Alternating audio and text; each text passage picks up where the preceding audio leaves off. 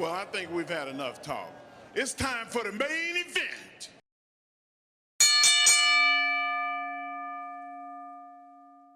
Shut up and sit down. Good evening, everyone. Welcome back once again to Vicious Rants. And of course, I am your host, Mr. Main Event himself in the often imitated, never duplicated Superstar Tim Vicious. And we are going over Raw this week was in Glendale, Arizona, the Go Home Raw 2 Survivor Series. Now, before we do, want to remind everyone we are running a contest. If you go to youtube.com, Tim23Vicious, that's Tim, the number 2, the number 3, Vicious. Subscribe to the channel. That is my personal YouTube page. Subscribe to that. We break 500 before the Royal Rumble, which is in February, so we got just a little over 2 months time. Subscribe to that channel. We break 500. One random subscriber will win Vicious Rants apparel, much like what I'm wearing right now. And, excuse me, all of that will be out of my personal pocket. I will pay for the shirt. I will pay for the shipping. I will pay for it all. All I need is your contact info. You can have me send it to your house, a friend's house, a P.O. box, a Salvation Army if you want. I will send it wherever you tell me to. It costs $0 to enter, and let's all be honest, who doesn't like winning a free t-shirt? Because I know I do. Now, also, we are a WWE Shop affiliate, so with that said, with the holidays approaching, you may have a WWE fan in your life and you're saying, you know, what should I get them? Oh, I know, I'll get insert wrestlers merchandise here. Well, before you go and purchase wrestlers merchandise here, why not scan the QR code that's on the screen if you're watching this on the Main Event Network's YouTube page, or if you're watching this on my personal YouTube page after you subscribed, or if you're listening to this wherever you get audio podcasts from, check the description tab. There is a link on there. You click that link and it'll take you to WWE Shop, and any purchase that you make, whether it's a Jey Uso Yeet shirt, whether it's a CM Punk shirt and or hoodie, whether it's the new Bloodline merchandise, any item that you purchase on there, we here at the Vicious Studios receive a nominal commission, which helps us make this show better for you guys down the road. So it helps us help you. Now, with that said, let's switch gears and talk about last week via the SmackDown Rewind and the big highlights from last week's SmackDown. It starts out with the new Bloodline coming out, addressing on how Roman's team is a man down, and Solo saying, Roman, you got until the end of the night to accept my terms of surrender, or else. So then we see Sami and the Usos at one point. What's up, Uso? Hey, what are we doing? Roman said to meet him here. Alright, let's go meet him. So they go and they meet Roman. And then they're like, alright, so what we do is, we're a man down. And then you see Jey Uso again, who I still say is the unofficial team leader, because he's making calls he's making the call to have Roman make the official team call. You know? So, Jay's sitting there. And what about Cody Rhodes? Roman then just snaps real quick. No. That's ancient history. Leaves it at that. And then, Sami then picks his head up after thinking for a minute. I know it's a long shot, but let's try Seth Rollins again. Listen, Roman, I know you got your history with him. I know you got your past. But what other options do we got? And then he just looks, no. So what we do is, we ain't no one wanting to work with us. What we do? We got this. Us four can handle this. We can do this. We just need to come up with our game plan. Alright, man. Alright. So what's the plan? I don't know. So we fast forward to the end of the show. Solo and his bloodline is in the ring. He calls out Roman and his bloodline. So the OG bloodline comes out to the ring. They get in. And just as everyone's in a defensive pose, ready to go and fight, Solo, whoa, whoa, whoa, whoa, whoa, stand down, stand down. We're not here to fight. Roman, I don't want to go to war. I love you. If you join my bloodline, we can run this company. All you have to do is accept my terms of surrender and acknowledge me. And before we can get a clear, solid answer from Roman, then we hear one of, if not the greatest opening sentences in all of sports and or sports entertainment. Ladies and gentlemen,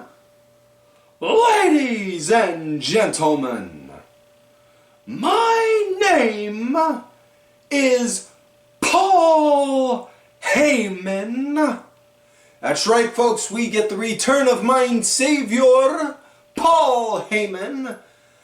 And I am the wise man for Roman Reigns. And War Games will not be 5-on-4. No, it will be 5-on-5. Pointing to the back, queuing up the mystery man he brought out. Next deal, what do we hear? Look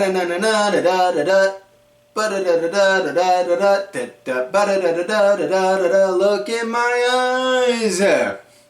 And we hear Living Colors Cult of Personality. We see CM Punk taping up his one hand, staring a hole through Solo like he owes him $50. And then we get the big fight going on. Rah rah sis boom ba. Everyone goes and beats the living piss out of Solo's team. And then then all you see at the end, you see Roman looking at Punk. Why are you here? Why are you here? And all you see is Punk. I'm here because I'm here for him. He asked me. Pointing to Paul. And it makes perfect sense because you think back, CM Punk was the last guy Paul Heyman spoke to before Solo's bloodline took him out. You know, Paul, yes, that favor you wanted from me. What was it? Take me with you. Yeah. Chef's kiss emoji. Perfect. So, with that said, the other highlights from SmackDown, we had the first match in the Women's U.S. title tournament. We had Bianca Belair, Blair Davenport, and Chelsea Green all going at it. Good match. At one point, just as it looked like Bianca was setting up to go and get the win, we see up on the Tron, we see a shaky cam moving to see Jade Cargill laying beat up on a car, looking like something out of a crime scene, and then you just see Bianca like, what, turning her head back and forth like, do I go there? Do I stay with the match? Do I go there? Do I stay with the match? And then she goes, runs to the back to go take care of Jade. And then we see the rest being Blair and Chelsea. Chelsea gets the win, 1, 2, 3, with the Pretty Her, and we are just one step closer from having Chelsea being the first Women's U.S. Champion. Now, do need to note, Jade is out of War Games because they said she sustained multiple injuries. There is no timetable on her return. Sucks. But yeah. We'll talk about that fallout from it later on. Speaking of the U.S. title, we now have the men's United States Championship match coming up with L.A. Knight, yeah, dummy, yeah, let me talk to you, defending that championship against Santos Escobar. See what I did there? And before the match happened, we see Nakamura play up a hype video to go and throw LA Knight off his game. It did. Escobar, he had the early on advantage. It was a good match. At the end, Knight wound up getting the win, hitting the BFT, blunt force trauma for the 1, 2, 3. After the match, Nakamura showed up out of nowhere. Boom! Beat up Knight again. So if I had to guess, Soonest we're going to get a match between these two is Saturday night's main event. Latest is Royal Rumble. We then saw Cody Rhodes having a face-to-face with Kevin Owens. Cody called Kevin out, insisting why'd he do what he did with Randy. Then you see Owens, he came out, showed up out of nowhere, then explained, for 4 years, I have fought Roman, and his bloodline has tried to take me out and end my career. And it's been all me. Then you returned, and you fought side by side with me, and we fought against them. Then I fought next to you at WrestleMania 39, and I won the tag team championships with my best friend Sami Zayn. Then I was there with you to celebrate when you beat Roman at, if not your greatest, but the greatest WrestleMania main event match ever to become WWE champion. And at no point have I gotten any kind of thanks. Have I gotten a title shot? Have I gotten a fair chance? My breaking point with you was when you chose to go and team with Roman. No, not after everything he did to me. And Kevin going on, talking about on how he's been vilified for his actions, this, that, and the other. Cody then, shut up! Going on, talking about on how Kevin's victimizing himself, making himself out to be the victim in all of this, that, and the other. And then said, you want a title match? Fine, I'll give you one. And then all you hear is then you hear Owen say, alright, good. I want you to remember two things. One, I hate you. And two, I loved Randy. And remember what I did to him. Just imagine what I'd be willing to do to somebody I don't like. Just imagine what I'll do to somebody I hate. And then it just left at that. And they did make it official. So Cody's defending the title against Owens at Saturday night's main event. So, yeah.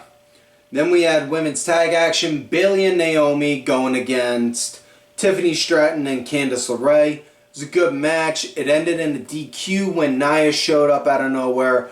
And then they proceeded to go and do a beatdown on the faces. And then Io Sky came out to go and try and help even the odds. And then Liv and Raquel came out and then that evened up. Evened up. Then the heels had the advantage, and then Rhea Ripley came out with a Singapore cane, and then next scattered like a room full of cockroaches when the lights got turned on. So yeah. Next up then we have Montez Ford going against Tommaso Ciampa. It was a good match. Ford wound up getting the win. The big takeaway from the match though is just seeing Ciampa inching closer and closer and closer to becoming that Blackheart once again. And I am so looking forward to it. I am salivating for that opportunity to see it again.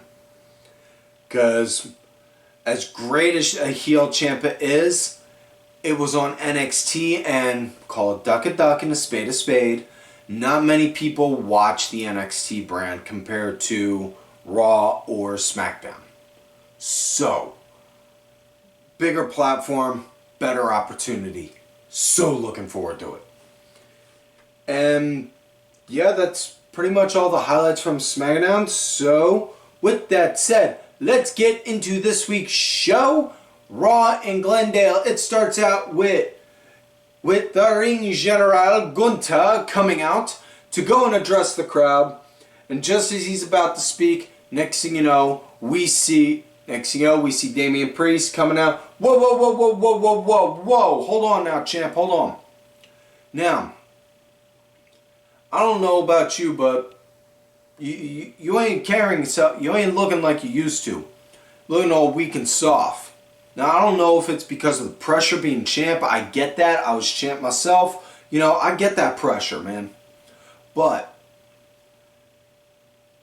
you used to have this aura around you. Like nobody could touch you. If anyone even thought about putting their hand on you, you'd wind up beating you'd beat the living piss out of them. Now look at you. I've whooped your ass more times than I can count. And I'm still standing. And come Survivor Series, I'm going to just whoop your ass again and I'm going to take that championship. So, you got something to say, champ? So I'm all ears. Now you see Gunther holding the mic. Start to walk away and then, boom! Pops him in the head with the mic. They start brawling. Gunther then goes to take him to the outside. Goes to start doing some damage to him outside. Then, excuse me. Then Priest stops him, hits him with a razor's edge onto the table, and then stands tall, holding the championship. If I had to guess, my heart says Priest, but my wallet is saying Gunther. So yeah, with that said, let's get into the first match of the night. Dragon Lee and Rey Mysterio going up against the Creed brothers. So we got the LWO going against American Made in a tornado tag match. And really good solid action, a lot of nice back and forth. Creeds, they were leading the pace after the commercial break. I dug it. I thought it was good. It was, like I said though, tornado tag, so everyone was bouncing around everywhere, in, out, in, out.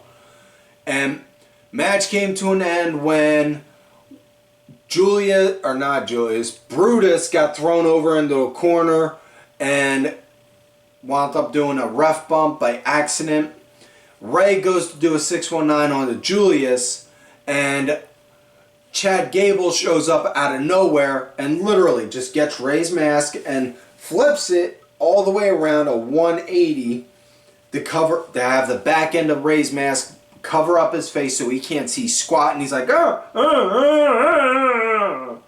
and then Julius rolls him up for the 1, 2, 3. After that, then you see American Made hugging and celebrating and such. Next up, we got the big bad booty nephew, Braun Breaker, defending it wasn't even a defense, I'm sorry, going one-on-one against Ludwig Kaiser. And this was a good match, and I don't know if many people realize this, but Kaiser is a second-gen wrestler, and this was one of those matches where these guys they make this stuff look easy. They make it look so easy that you could do it at home. If an 8-year-old little Tim Vicious saw this while eating a bowl of Cheerios, would have looked at the TV with my jaw on the floor thinking, this is what I want to do. Wow. Yeah, no lie. It was a good match. I liked it. It ended in a DQ. I didn't like the fact that it ended in a DQ. However, I did like the fallout from it because it ended in a disqualification when Kaiser, he was on the one end of the ring. Braun was on the floor leaning up against the steps. And just as it looked like Kaiser was getting ready to go and do that running charge into the steps, what do we see? Boom! Jimmy shows up out of nowhere. Sheamus beats the living tar out of Kaiser, and then massive brawl ensues. And then it just looks like the old cliche cartoon fight where you see everyone going against everyone, or you see all three guys going against each other. All you needed was the big giant dust cloud. Then they come back from commercial break. Everyone is still going at each other. Next thing you hear Adam Pearce, enough! You all want to fight? You three want to fight? Fine. Survivor Series. Triple threat for the Intercontinental title. It is official. So we got Intercontinental title match at Survivor Series. Again, Hart, I would like Sheamus to win. Wallet, though, I would say Braun Breaker, because I'm thinking after Survivor Series, they're going to have Jey Uso step back in to chase after the Intercontinental title. So, next up, we had Finn and JD McDonough defending their tag team titles, finally, against the War Raiders, and whoo doggy, this was one hell of a match. The Raiders had Finn and JD on the ass end of an ass whooping at the start of this match. Like, the second the bell rang, they were leading right at the start. Like, it just pounding the living hell out of them. Eric was the punching bag after the commercial break. He was the punching bag for a minute. Ivar wound up getting a hot tag in, and when he came in, he cleared house, and he took on everyone fierce. Now the match came to an end when Dominic and Carlito ran interference. They went to go run interference. They got halted, and then Dominic started arguing with the ref. As he's doing that, Ivar's climbing up to the top to go and do the doom sault. And as he's climbing up, Finn then goes, rakes Ivar's eyes, has him fall down, so that way then JD can go and do the pin for the 1, 2, 3. Yeah. Next up, we got New Day going against Alpha Academy, and they did announce next Monday is the New Day's 10-year anniversary. I am not emotionally ready for the New Day to break up. We see it all coming, but I'm not ready. I am so not ready for it. Before the match, we see Woods and Kofi talking, saying, listen, all this beef, we need to put it aside, man. Next week, we got 10 years. Got the 10-year anniversary. Yeah. So let's go do this, man. Let's go do this match right. Alright? Yeah. So, they get to the ring. Alpha Academy's in the ring. Kofi's in there getting ready to go. Alright, come on, Otis. Let's go. And then Woods tags himself in like, I got this, I'll start it. And then next thing you know, what you see? You see, boom, Otis take down Woods. Boom, Otis hit Kofi. Then Otis, Caterpillar onto Kofi. And then squashes Woods like a bug. Tags in Tozawa. Tozawa then climbs up to the top. Swanton, boom. Drops down on him for the 1, 2, 3. Alpha Academy gets the win. Although, anyone that's seen Maxine Dupree in that outfit she wore, anyone that saw that outfit, saw her in that, was the true winner. Moving forward, though, after that you see Kofi and Woods. Bro, what's going on, man? Woods, what's going on, man? And then you see in the back, Woods and Kofi yelling at each other. And then Kofi hitting hard truths on the Woods. You know why? You never won a world championship? It's because me and E never let you make the calls because you make bad decisions. You make rash decisions. You run in there head first instead of thinking clear. And then wound up saying, last I checked, you asked me to join with you, not the other way around. I was already had a Hall of Fame career before I started with you guys. And then Woods, yeah. You know what? You guys wouldn't let me go and do any of my stuff. You wouldn't give me any opportunity at all. I never got any. And then Kofi, I gave you my Intercontinental shot a couple weeks ago. You had the King of the Ring crown. You fumbled on both. And it was just like, oh. It's like when you see your mom and dad or your your brother and sister fighting and you're like, I don't like seeing this. I'm not comfortable looking at this. Gulp. Yeah. So now we come to main event match of the night. It is women's action to determine who has the War Games advantage. Bianca Belair versus Nia Jax. Now, it was noted earlier in the show, like I said, Jade's injured, so she's out of the War Games. They showed Bianca talking to Naomi, saying who should we have as our replacement. Io suggests Kairi Sane. Naomi suggests Bailey and says, listen, Bianca, boo, I get you got your history with her, but she's changed. It's all for the good. We're good. And then it turned into a big squawk type bit until Rhea stepped in. Hey, I don't care who we get. I don't care what you guys think. As long as they don't get in my way of me getting my hands on Liv and Raquel, we're good. So, yeah. So as far as the match went between Bianca and Nia, she wound up leading into the commercial break. Bianca was going blow for blow with Nia. It was really good to see. This was a good match between them two. They had this one was a really good chemistry between them both for the night. I thoroughly enjoyed it. It came to an end when at one point Nia was trying to go for the Annihilator.